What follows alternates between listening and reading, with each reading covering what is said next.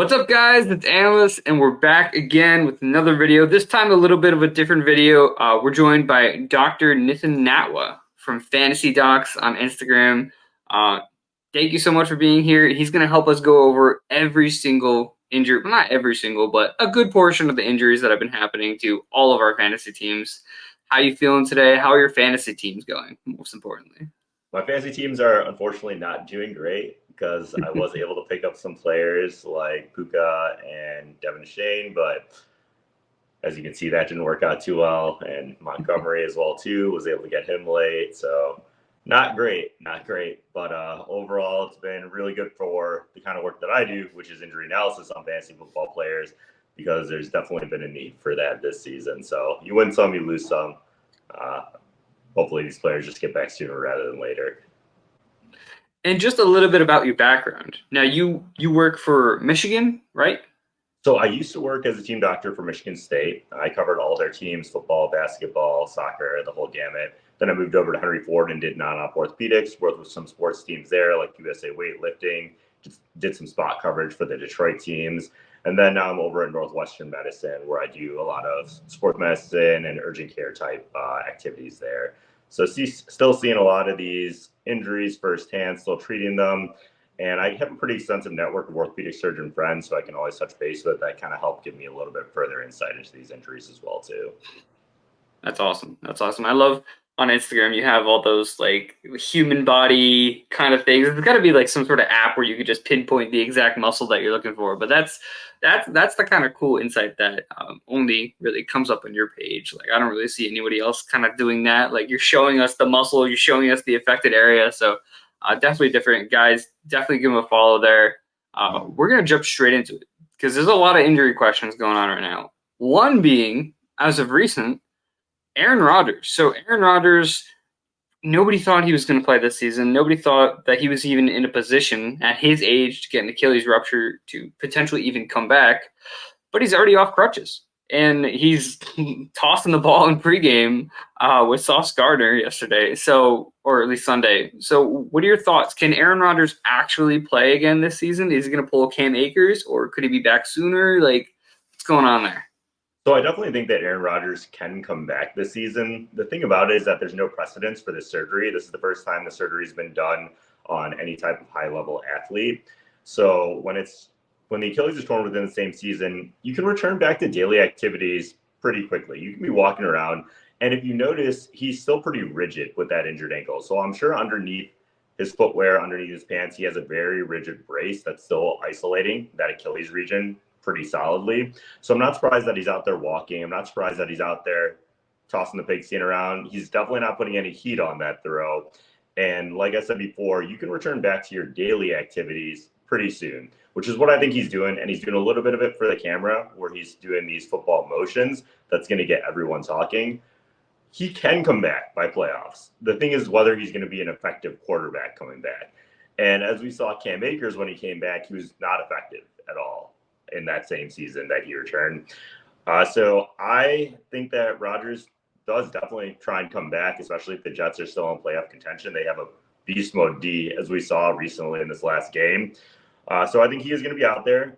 There's not a precedence. He is one of the greatest quarterbacks of all time, but he's definitely not at the age that's conducive to a quicker injury return. And this is one of the most devastating injuries that you can have in any sport. So I would say that regardless of what's being seen on camera, I think he's going to try and come back. I don't think he's going to be very effective, though. And I might have to eat these words later on in the season, but we'll see. So the earliest predicted return for Aaron Rodgers would not be during the regular season. So fantasy football season-wise, there's no point of holding this guy in your IR, expecting him to come back. And even if he does, there's no guarantee he's playing at a level that's even worth keeping him on IR. Yeah. Earliest return to the field would be maximum release timeline would be about four months, I would say, post-surgery. Got it. Okay, well, another quarterback question here. Anthony Richardson. So Anthony Richardson seems like every week he's in and out of being injured. He injured his shoulder the other week. Seems like it's going to be Gardner Minshew. But for how long? Is Anthony Richardson done? There's talk recently from Jim Irsay about him getting season-ending surgery Do you think that's recommended? Like, what do you make of this situation? Yeah, so I did a pretty deep dive on to Anthony Richardson the second that it was reported he had a type 3 AC joint separation. I was pretty confident at that time that he was at minimum going to go on IR and likely need surgery. That was, at my projection at the time, about 2 to 3 months out minimum. Looks like they're saying that he's going to be out for the season. And I do think it's really important for a quarterback like him to get surgical repair on a grade 3. The reason is because there's 3 sets of ligaments that stabilize your AC joint. And in a type 3, you have a complete rupture of 2 of those 3. It happened on his throwing shoulder as well, too. And just it didn't matter for all those other factors. He's such an athletic, mobile quarterback that you want him to be as structurally sound as possible when he's taking these big hits. So, like I said before, he's got 2 ruptured total ligaments in his throwing shoulder. You don't want to rehab that conservatively because ligaments, first of all, have poor blood flow, so they don't even heal back that well. If you can reattach them, give them a chance to rest up, then that would be the best option, in my opinion. So the second they confirmed that grade 3, I was like, this dude's out for the season. So it looks like they're confirming that now, but I think that they're going the appropriate route to preserve his long-term playing ability in the NFL. Gotcha. Okay, so even if they chose to go without the surgery, is there a world where he comes back during this season? And if he does, the performance expectation is lowered, I assume? Yeah, so there is definitely a way for him to return with conservative therapy. It would be about a 6 to 8 week process in that regard. And I think he would be significantly hindered. I think he wouldn't be taking at all the same kind of plays that make him such a dynamic quarterback. He'd be staying in the pocket a lot more. It might be good for his growth as a pocket passer, but he would be at a significantly increased risk for taking an injury that would re-aggravate that AC joint separation. And I don't think he would be a fantasy viable option. Yeah, and makes sense. I mean, for the team, he showed a lot of promise. He's so young. There's no reason to kind of push him back out there, especially with Minshew. He's not playing lights out, but he's playing good enough to progress them through the season. So no reason to keep your franchise quarterback in danger like that. But another franchise quarterback who's been in quite some danger this season is Joe Burrow. And I'll tack on T. Higgins to this question as well, because Joe Burrow, he's been looking great this last week and the week before. Seems like he's finally getting over that calf injury. I know he practiced completely full this past Friday. He went through a complete walkthrough for the first time. They have a bye week this week as well, which is also great. Do we expect Joe Burrow to be Joe Burrow again after the bye week? And do we expect T. Higgins to be T. Higgins again after the bye week? Because he returned on Sunday, but he played a limited amount of snaps and he looked a little woozy out there. But again, the extra time with the bye week, what do we expect from these two guys? Yeah, so I'll touch on T. Higgins first, just because that's a lot easier player to go over. He had a rib fracture. They typically take about 2 to 3 weeks to recover from. He went out there on the second week, which I think was a little bit early. I projected that he was going to be a decoy. I think he got 2 targets, or not, I don't know how many targets he got, but he got 2 receptions for 20 yards. Seemed pretty in line with it. I do think that he should return back to form after the bye, and that'll give him that appropriate 4-week recovery timeline. Rib fractures, unlike a player we're going to talk about later, recover very rapidly and they recover very well as well. So I'm not worried at all about T. Higgins long term, assuming that Joe Burrow also returns to form. Over the summer, he had that calf strain. A lot of people get worried about the risk of an Achilles injury associated with a calf strain, but it's actually the reverse, because the way an Achilles injury happens is it's when the calf contracts too strongly and it pulls that Achilles faster than it's able to extend, and then the Achilles snaps. When you have a calf strain, it would make sense that the calf muscle isn't able to contract as strongly. So it's actually a protective effect on the Achilles, despite what we've seen in some players like Kevin Durant, who had that calf injury and then ended up having an Achilles injury soon after. So that's kind of an important topic I felt is good to address. But I do think that Joe Burrow is going to return to form. He had that calf injury over the summer. He had almost a full period of time to recover from it, but you do have an increased risk of injury. So calf injuries take about 4 to 5 weeks to recover from, increased risk for aggravation the following 2 weeks. Joe Burrow aggravated his in that following 2-week period. Now, again, he's had an appropriate amount of time, hopefully, to rehab it. He's still in that elevated risk for aggravation, but I'm confident that Joe Burrow's honestly a Super Bowl caliber quarterback. And assuming that he doesn't aggravate the calf, I think he's going to continue playing well. And that's kind of the straightforward answer on it. So the general basis is he should be fine after the bye, but there is a re-injury risk for that calf. Yes. Yeah. Got it. See, I'm here for the translation, don't I? Yeah. I was like, it's getting a little bit wordy, so I want to be able to condense it down a little bit. You got it. Yeah, that's good. And look, if T. Higgins continues to miss time, Tyler Boyd, he scored a touchdown this past Sunday. He'll continue to be a flex type player, but I think the expectation based on what you're saying is that T. Higgins will be back and he'll be fine. That won't be a risk. But a new fantasy darling that everybody's hoping can make it back, Devin Achane, is he at risk for missing more than 4 games? So it seemed like during that game that he got injured, it wasn't obvious that he was injured. But he apparently came out of the game with a knee injury, and then he was put on IR, which I think was a shock to a lot of people. And I want to follow this up with another question, too.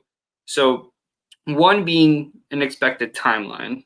2, he's a smaller back, right? And then the smaller backs, usually they say they can't hold up. I think he's sub 200 pounds. So, does that play a factor in a running back's ability to stay healthy?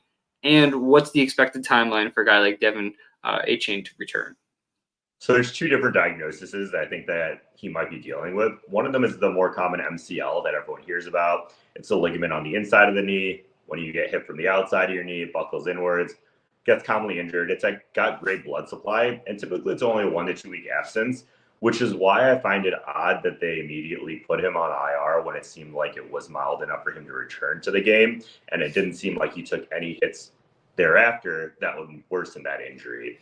So my other thought is that he possibly tore a meniscus, and with the meniscus, you feel a little bit of an ache, a little bit of a pain at the time, but the next days when your knee really blows up, you start feeling a lot of pain, and you don't necessarily need surgery on it right away. You're not going to worsen it by playing through it in most cases.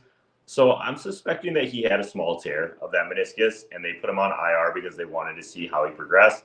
And if his pain wasn't resolving, then they would do surgery right away, and then they would have already put him on IR for that period of time. There's a chance he had a more severe MCL strain that I'm not figuring into the process. But regardless of that, there's been early reports that he is likely going to be ready by the IR period of time that's concluded. And I'm going along with those reports as well, too, regardless of which diagnosis that was, because in both these situations, like I said, it doesn't necessarily require surgery, and it's majority pain, range of motion. So if they already feel like he's progressing to the point that he's going to be ready by the time IR concludes, there's not any reason why that should change. So I think he's going to come back, and I think he's going to come back at full force, regardless of how well Mostert's doing, because Mostert was doing quite well before HM blew on the scene, and they still gave him a ton of carries. So. And about him being a smaller type back is, in your experience, have you seen that kind of play into a player being more injured than not? Because, we've seen bigger guys get injured. We've seen smaller guys get injured. They all seem to just get injured at their own rate. But do smaller backs taking on a heavier workload have a higher risk? I don't think so. And like you've said before, I haven't seen that much of a discrepancy between big and small backs. That might also be because there's not a ton of small backs that perform at as highly of a level. But I remember, although the position's different, that was a lot of the concerns with Devontae Smith. And he had that one MCL injury, I think in the first game he played, or the first preseason game, and everyone just jumped on him being too small. And since then, I don't believe he's had any kind of significant injury that's knocked him out. So I think these guys are athletic enough that if they're performing at a high enough level, they're able to be at the same injury risk as other players in their position group. So I wouldn't use that to steer away from him dynasty-wise or anything like that. Got it. Yeah, and that's something that I would have been interested in knowing for a while, too, because, again, you mentioned, Devontae Smith got injured early. People jumped on that train. And a lot of times injuries, I think to the horrible Nick Chubb injury that he suffered, and, that's kind of like a freak injury, right? All injuries in a certain way are kind of like freak injuries. Like a guy lands on your ankle and he's like, oh, it's because he's a small running back. Yeah. What do you expect them to do? Be bigger and like take the hit more? Like that just doesn't make sense. If 300-pound lineman lands on your ankle in an awkward way, no matter who you are, it's gonna do some damage. So. Yeah, I think that just kind of plays into what you're saying too, in terms of like it doesn't matter what size you are; it just anybody is susceptible to it. Yeah, that kind of leads into the whole injury prone thing. I don't think players are necessarily injury prone, but I do think certain injuries make a player more prone to future injuries. Yeah, we could do a whole video about injury. Speaking about injury prone, let's talk about Saquon Barkley. So Saquon Barkley, he came back on Sunday. He was getting a ton of carries, and he's very involved in the offense, but he didn't look that comfortable. And I believe during the game they made some sort of comment about him having trouble cutting to his right. So how long until we expect Saquon to get to 100%? And that's assuming he doesn't re-injure prior to that. Yeah, that's a great question. I think he returned right on the early end of the timeline. I think he was about 5 weeks out. Ankle sprains, they take about 4 to 6 weeks to recover from. Seemed like he was pretty symptomatic still as he went right up to the game time for them to make that final call on him. Yeah. I do think that he ramps up to form by 2 weeks. So not this next week, but the following week, I think he should be back at that high output running back one status. I think his first 12 carries, he was like 12 carries for 12 yards or something very depressing. But after that, he ended up finishing with 93 yards, and I think he had a couple of receptions as well, too. Yeah. So he improved throughout the course of the game as well, too, and I think that that's going to progress to next week and the week after that. There is a risk for re-injury as well, too. It's always that kind of vague 15 to 20% risk for re-injury, honestly. That wouldn't make me want to trade him at this point unless for some reason you're getting an offer for another like 4 to 8 ranked running back and someone just seems to think that Saquon has overall one upside. Yeah, I'd offload him for a healthy running back in that range, but otherwise I would still roll with Saquon. I wouldn't be trading him away for any kind of injury risk worry. I think the term "healthy running back" at this point is it's a minefield. Yeah, it's absolute minefield. Just everybody, nobody's safe. And if Saquon Barkley does miss time, it does still seem like Matt Breida is the handcuff, so to say. But in the last game with Barkley out, Eric Gray the rookie did take on more of a larger role, and he did look much more efficient in the backfield than Matt Breida. So if Saquon Barkley does miss any future time, I think Eric Gray would be the stash because it seems like as the season progresses, he would be the guy who sees more work, and Matt Breida would be the guy who sees less work. So just something to keep in mind. I don't think Matt Breida is a safe handcuff anymore. I just think it'll be either a mess or like Eric Gray taking early downs and Matt Breida taking third down. So not too helpful if Barkley ends up missing more time. I almost said Saquon Barkley again. David Montgomery ruled out. He had negative X-rays during the game, but you mentioned it before that preluding to a different rib injury other than T. Higgins' rib fracture that is a lot more complicated to heal. So what's the risk with David Montgomery? Could he go on IR? He has not been placed on IR right now. And what is the timetable for his return? Yeah, so the thing about rib fractures is that they're very straightforward. You crack bone takes in that region about 2 to 4 weeks to heal from. You come back. If you're feeling pain, you can get a nerve block that's hitting those nerves right above the ribs. There's a lot of blood flow in that area, so those nerve blocks are very effective, and that's why you can see these running backs talking about returning back within the same week after cracking a rib. With cartilage, there's very little blood flow in that area, so those nerve blocks that they use are not nearly as effective. And cartilage, because there's not blood flow there, it takes longer to heal as well, too. In addition, you heard them comment about how his position predisposes him to more pain pretty much, which makes sense. As a running back, with a wide receiver, you might make a reception and you might not get hit. With a running back, you're getting hit pretty much on every single carry, and you're getting hit high right in that chest region. So that's why they're saying that he's going to be out for a little bit period of time. He also has a history of having these rib contusions and rib cartilage injuries as well, too, which he has missed time for. So it shows that he has a predisposition to not recovering as well from these injuries and not recovering on an earlier end of the timeline.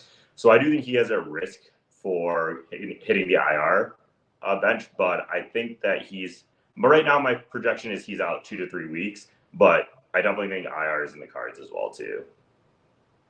Got it. And then it's, ribs are never fun. So if he does return, is there a re-injury risk, or does it really become more of a pain tolerance thing? It's pain tolerance, and when I say IR, by the way, I do think that if they put him on IR, he's still coming back right at that 4 week mark. It's just if they want to modify their roster, that would be what they do. But he should return back perfectly fine once he's back out on the field. The Lions have already shown. By the way, I'm a huge Lions fan, so I follow the team very closely. This is the best streak they've had in 60 years, apparently, which is insane. But I feel like they know how they want to use the running back roster, and they're not going to steer away from that. It's been working well. So they're going to bring him right back to that TD monster utilization role that Jamal Williams was in last year as well, too. Got it. Now, one of the bigger names that everybody who has is wondering, this is a big one. Record aside, when could Justin Jefferson return? And again, this is record aside. Yeah. So I'm a little bit concerned about Jefferson. And the reason for that is they said they were going to repeat the MRI in 4 weeks. They didn't say that they were going to reevaluate in a couple weeks or anything like that. And when you have a hamstring injury, it's pretty much you get the first MRI, you see how bad the inflammation is, and then you just rehab it until the pain's gone. And you don't necessarily need to repeat that MRI. So I'm wondering if he had a grade 2 hamstring strain. And in that situation, when you have a discrete tear on MRI, then you get a repeat MRI. You see if that tear has healed enough to start physical therapy. So that's why I'm concerned that it's a 4 week minimum absence that might stretch out an additional 2 to 3 weeks when they realize that they're able to start rehabbing him. So I threw out that he was going to go on IR actually after that injury, just based on the language that the coaching staff was using. And when they said they were going to protect him from himself, I was like, this is a severe hamstring strain. So that's why I'm kind of honing in more so on the language that they used for their imaging timeline as well too in this situation. Interesting. So with 4 weeks minimum for IR, and then you're expecting about another 2 to 3 weeks. That's about 6-7 weeks down the line. That's right before fantasy playoffs, 1. And then 2, is there a reason to come back? The Vikings won't beat the Bears, but outside of that, they have not looked great this season. And if they start the fire sale close to the NFL trade deadline, I think it's time to move on for Justin Jefferson for whatever you can kind of get back. And another thing, too, is like if Jefferson returns after those 7-8 weeks, is this a situation where, okay, like he'll be 100% at that point? Or is there even further risk for re-injury? Because I think if there's a risk for re-injury, then it's not even worth putting Justin Jefferson out there. And I think another thing, too, is when it comes to evaluating whether you want to keep Justin Jefferson or trade him away, look at the moves that the Vikings make leading up to the trade deadline. If they're sellers or if the record starts to tank, again, sell Justin Jefferson. Yeah. But if they start to win some of these games, maybe they trade for someone, maybe they're looking better, but you don't have to make that decision now, I think is the most important thing. But yeah, is there re-injury risk for if Jefferson returns?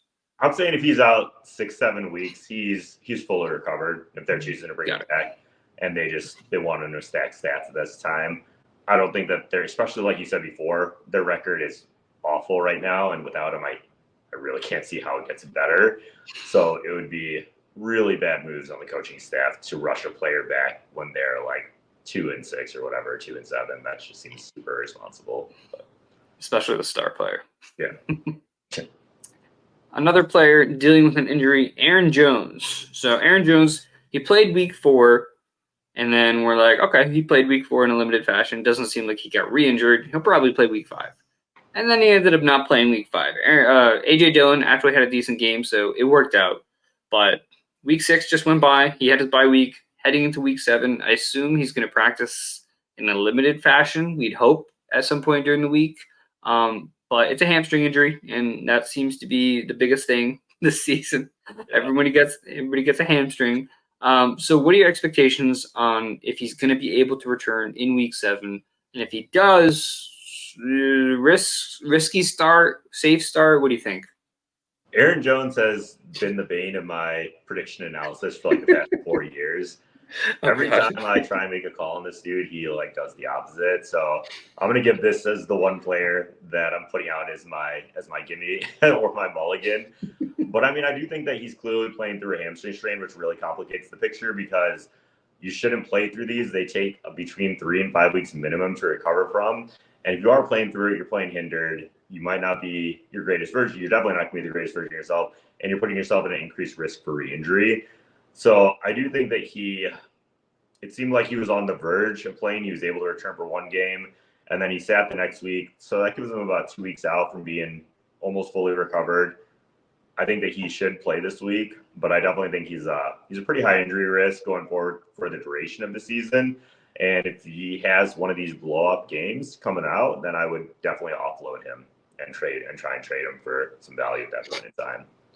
So again, mulligan pick here, but your thoughts are if he does return, he has added risk. So if he performs well, sell him high. Yeah. And it's basically for my history with him. It's just like you never really know how bad his injury is going to affect him or if he's going to play through it or not and what kind of production you're going to get. You're going to get some of these 30-point games, and then you're going to get some of these games where he's just like, where is he? So. Okay. And the good news is outside of Aaron Jones' injury, A.J. Dillon did look good the last week he did play. It was a better matchup, but at the same time, he's going to be the lead back in this backfield. There's no one else. Patrick Taylor's not a threat to A.J. Dillon's workload. Kylan Hill, I don't even know if he's still on the team, but if he is, he's not been a factor. So if Aaron Jones continues to be in and out of games, I would say that A.J. Dillon is a fairly safe flex, low-end RB2 type play. Another player here, Kyren Williams. So we're waiting for the results of the MRI. It is an ankle injury for Kyren Williams.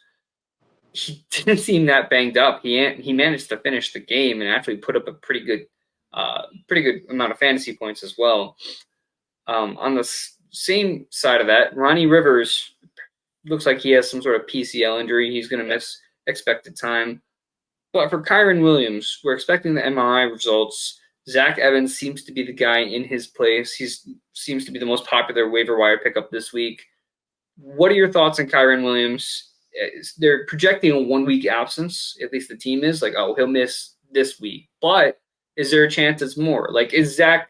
Because I guess this really comes out to, is Zach Evans worth a big investment as far as fab goes, or is he just more so of a 1 week kind of streamer type plugin?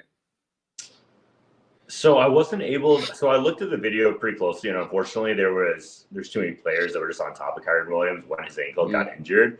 Because the way to differentiate a low ankle sprain is something that you can actually play through. So I think they actually even got the MRI results; they just didn't release them. And after those MRI results, they said that he's going to miss 1 week. And when you say you're going to miss 1 week, it's not a high ankle sprain, or at least they don't want anyone to think it's a high ankle sprain because you can't return after 1 week with a high ankle sprain. The ankle joint is too destabilized. But a low ankle sprain, you've only injured one or two of those lower ankles that don't really provide too much stabilization for the ankle, and you're able to run through it. So I find their timeline pretty odd. It sounds like he has a more severe low ankle sprain that he should be able to return from the following week, assuming that the inflammation goes down, his pain level is fine.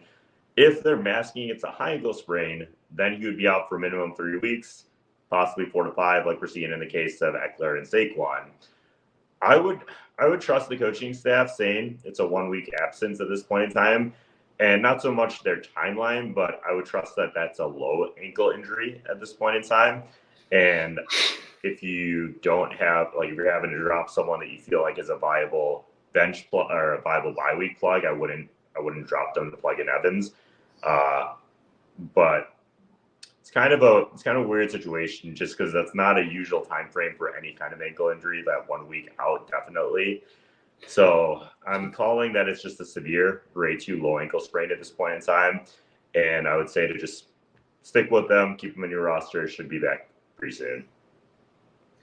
And I think one thing here is that we've seen the Rams coaching staff be pretty modest with returns for their players, like Cooper Kupp.